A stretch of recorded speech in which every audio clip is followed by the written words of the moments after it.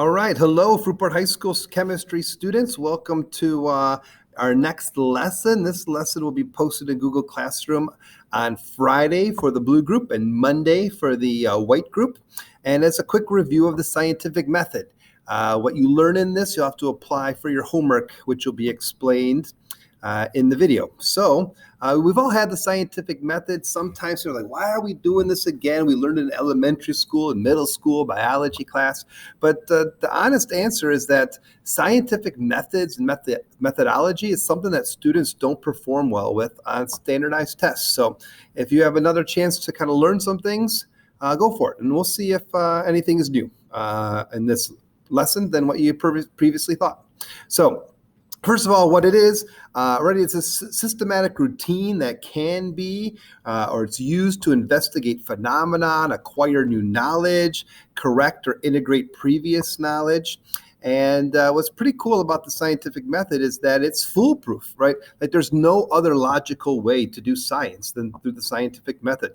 If we came across an alien species, their scientific method would be the same as ours. It's also been in the news a lot lately because there's a bunch of science stuff going on with vaccines and coronavirus. And so I think a lot of people are maybe not fully understanding how science works. And then that causes some confusion.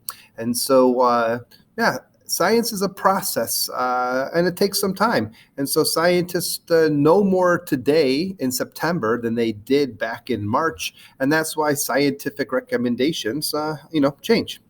So you might be asking how many steps are in the scientific method. And last year, some kids yelled out all these different numbers. Some yelled 3, 4, 5, 6, 7. And it all depends on it's all the same scientific method, but where you want to draw the lines, okay? Sometimes called lumpers or splitters. If you're someone that likes to lump things together, then you might have less steps. If you like to split things, it's a part. Like for instance, there's a one step called experiments, and like the 7-step process might be like design an experiment. And then another step says perform the experiment, where someone else might just put all that in one thing called experiments. And so don't be confused if different books use different methods. So our book uses 4 steps. I kind of like these 4 steps. So we're going to give that a go, right? So the first step is how you get started, of course. And there's like 3 ways that you could get started. You could make an observation, or you could identify a problem, you could ask a question, and they're all very, very similar ways to get started. Identify a problem. People are getting hospitalized and dying from the coronavirus, right? You ask a question, how can we stop people from being infected with the coronavirus, right? These, very similar things, okay? When you're in class, we'll see if I'll do a little observation test or 2 with you guys, because I think sometimes we think we're really good at observing, but the test might prove otherwise. We'll see how that goes when I see you next class, okay? The second step is to make a hypothesis, and you learned in middle school what a hypothesis statement is, and a lot of times in middle school, you'll hear the definition. A hypothesis is an educated guess. That's great. But in college, they might talk about a proposed explanation, and don't get fooled if that means the same thing.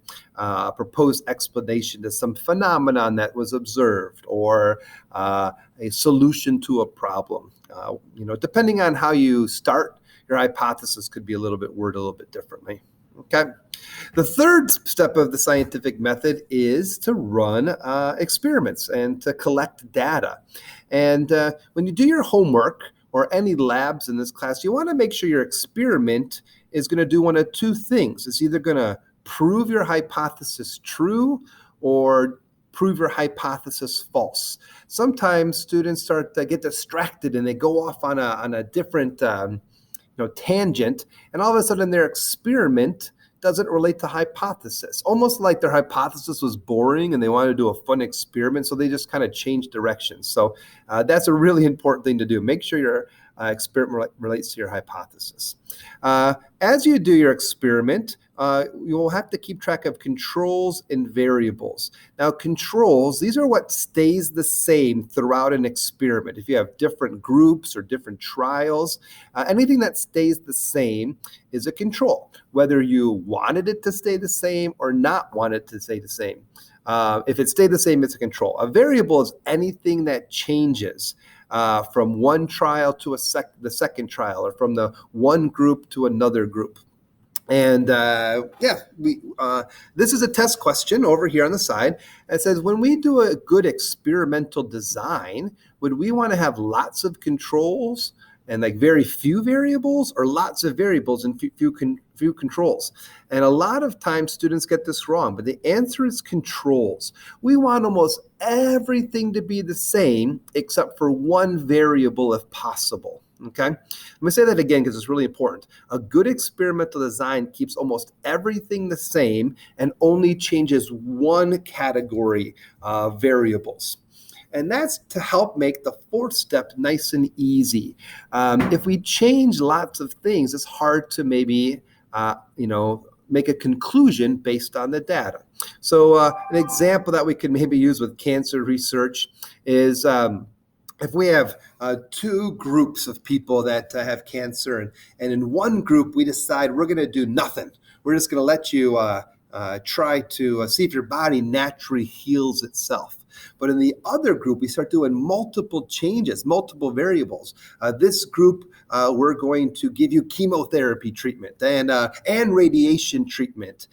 And we're going to have the old ladies at church praying for your healing. And we're going to give you a really strict exercise routine and a really healthy diet. And then we let the study go on. We compare the two groups, and the one group where we just let the body try to naturally heal cancer, they didn't have a very high success rate. But this other group, the second group, had a statistically significant success rate. What conclusion are you going to make? Can you say, it must have been the healthy diet, or it must have been the people praying for you? We don't know because there were too many changes, and all of a sudden the controls. Now, in this example, I know that maybe the combination of all five things is working together: radiation, chemo, prayer, healthy diet, and exercise. But you should have an experiment then where you only change 4 of those, and you don't change all 5 of those to really keep the variables down. Okay. All right. Our next slide is a little bit more about experiments. When I grade your experiments throughout the year, you're definitely going to have to make sure it relates to the hypothesis. When you write an experiment, you want to use extreme detail in your language. You want to write it so anybody reading it would know exactly what you mean. Let me give you a poor example. If you said, add water. Step 3, add water. Well, there could be a lot of different interpretations of that. How much water? What temperature water? What kind of water? Do you guys know in my lab I have different kinds of water? We have tap water and DI water. What do we add the water to? Do I add it while stirring? So we want to use extreme detail when we write an experiment. Part of what the scientific process occurs is that other people will use your experiment and try to duplicate it and see if they get the same results. And if you didn't write it with really good details, then they can't duplicate it. So, and that goes along with the last one, is that you want to write it really clearly. The details and clearly writing kind of run together. Okay. The fourth step is to make a conclusion. Now, you want to make sure it's based on experimental results. You want to use the data correctly, okay? I have this joke, right, where you can interpret data and misinterpret it, and sometimes politicians do this. The Communist Party and the capitalist countries might disagree with try to kind of, put twist on the conclusion, but scientists can't do that, right? We're not supposed to, at least. And so, here's a silly example. I did some research and I found that everybody who eats carrots dies. And so that my conclusion is carrots kills people, right? And so it's kind of a silly example, right? Because you're going to die whether you eat carrots or not. But someone could try to fuzz the data. Okay. By the way, if a bunch of people keep getting the same conclusions with lots of different experiments, then we might lead to scientific theory or a scientific law. And by the way, scientific theory and scientific law are essentially the exact same thing. So one is not like show and question, like the theory of relativity or the theory of gravity. We could call it the law of gravity if we wanted to. So the conclusion, don't forget when I grade your conclusions, you got to go back to your hypothesis. In fact, the perfect starting sentence of any conclusion is my hypothesis was wrong. And then you go on, or my hypothesis was right.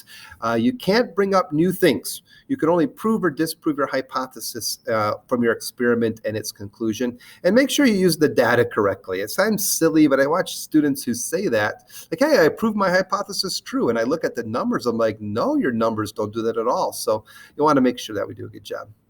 All right, so here are the 4 steps in order. Now, I like to add a step between step 1 and step 2 because in the last 100 years, humans have learned so much.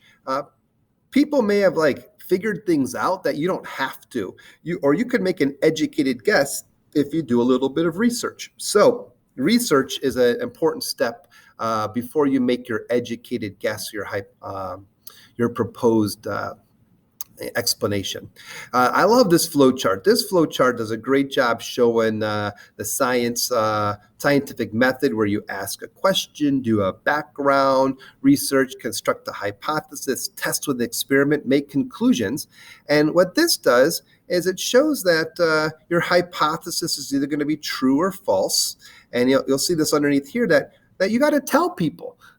If you find the cure for cancer, you should tell everybody about this, right? But even if you don't find the cure for cancer, hey, I found that this doesn't cure cancer, there's value in that. So nobody else wastes time or money trying what you already proved doesn't work. I mean, you're not going to win the Nobel Prize for that, but either way, you report your results and then it cycles back. You rethink and maybe you want to make a new hypothesis.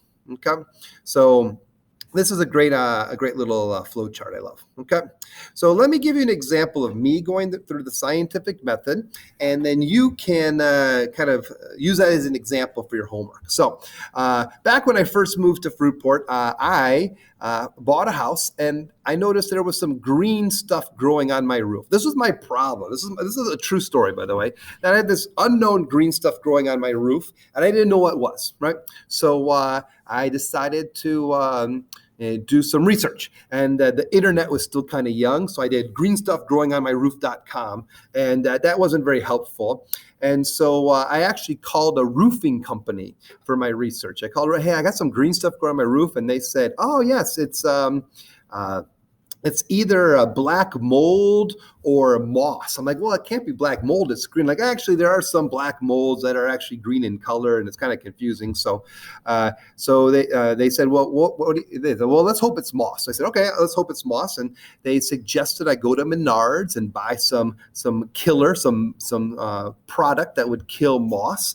And I went on the roof and I sprayed half my roof with this moss killer, and to see if if it worked. And I didn't do the whole roof just in case. There was some other variables. I did half the roof in one and the other half in the other. And I waited 2 weeks, as the directions said, and it didn't die. Right? I'm like, oh. Well, if it was moss, the moss killer would have worked. So my conclusion was it's not moss. And it's okay to get a conclusion where my hypothesis wasn't confirmed. And so I had to start over again. And I called them back and they said, yeah, it might be black mold. And you know what? They told me to use OxyClean. So I actually bought a bucket of OxyClean and used that on the roof and a lot of water and OxyClean. And that cleared it up. So anyways, there's the example of maybe not me in a lab with goggles and a lab coat, but that I did a scientific method, in my life outside of school, outside of a teacher. So you're going to do the same thing. Your homework, what I want you to do is I want you to type up. It should be a paragraph, maybe half a page or so, something about the magic beads. The day before, you were given the task to observe magic beads for 24 hours. And so you should have made some observations or asked some questions about how the magic beads work. And so I want you to go through the scientific method with the magic beads. I'd like you to make a hypothesis. I think the magic beads work by doing this or doing that. And then I want you to create an experiment. Now maybe you can run the experiment yourself if it's simple. Maybe your experiment's a little bit too complex or unsafe. And so if you want, you can kind of like just tell a story as if you had done the experiment and kind of make up some data. All right. And then I want you to make a conclusion. Now, when you turn these in, I'm going to double check if your experiment has things that all experiments have relating to controls and variables and details and clearly written.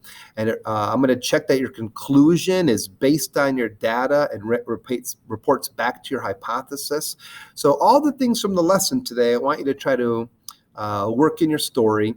And this won't be the only time in chemistry class that you're going to design an experiment, but it is the first time. Okay.